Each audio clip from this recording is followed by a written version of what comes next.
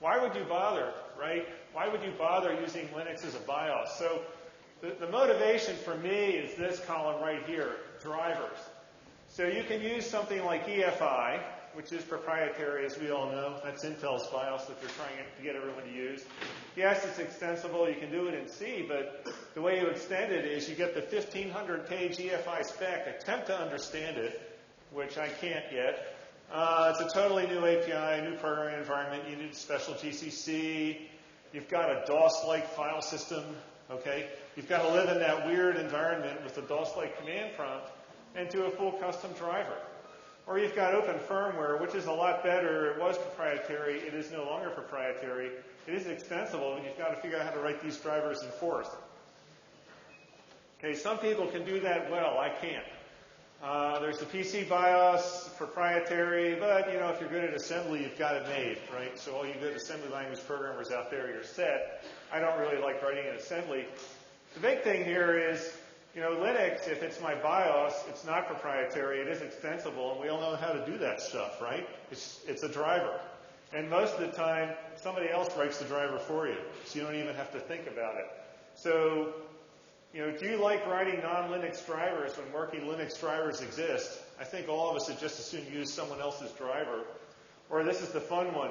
You know, you have a piece of hardware that works fine in Linux and fails in the BIOS. That gets really old really fast. Or if you write a driver for one of the first three, guess who gets to maintain it forever? And this is a nice thing. You know, we've been working on getting some of our code into Linux kernel. The neat thing is you're on a mailing list and you start seeing patches come in from all over the world to fix bugs in your stuff that you submitted. So it's a lot simpler and a lot cheaper to have the same drivers in the BIOS and in the OS. And that's part of the argument for having Linux as your BIOS.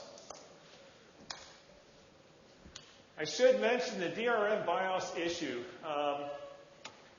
This is a funny phrase. It was coined by a guy I know at Google. We were talking about Linux BIOS, and he said, well, you know, Intel EFI is just a DRM BIOS. And we talked a little more about it, and here's the thing. The newer BIOSes have unlimited control of your memory and I/O cycles. What's that mean?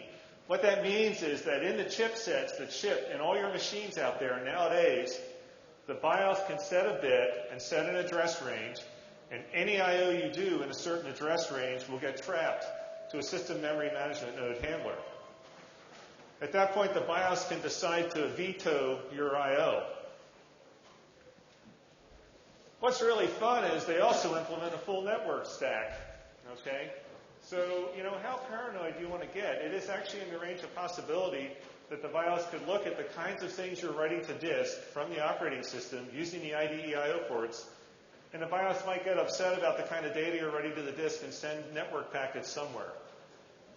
It's all possible. It's all possible today. How do you know what it's doing? You don't and you can't, by design. So that's a little worrisome, right? I've known some people at some banks that are very upset about this, because what they've realized is they may be running Linux, but they don't know what's happening underneath.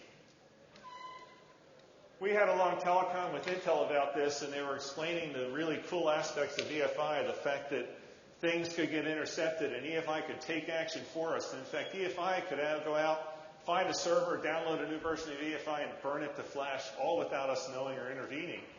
And, you know, panic ensued at the end of that conference call, because we had just been told that the BIOS was kind of able to go off and do things without any direction from us. So what we've required for the last 6 years when we buy a supercomputer, it either run Linux BIOS or more recently, they have to give us full and buildable BIOS source, because it turned out IBM didn't want to let us run Linux BIOS. So what IBM did, on the most recent machine we bought, they shipped us buildable BIOS source for that machine, which I'm never going to look at because I don't want to get contaminated. But you know, this is the way we work, and we did it for security reasons. You know, BIOSes that can take action on their own are really a bad deal.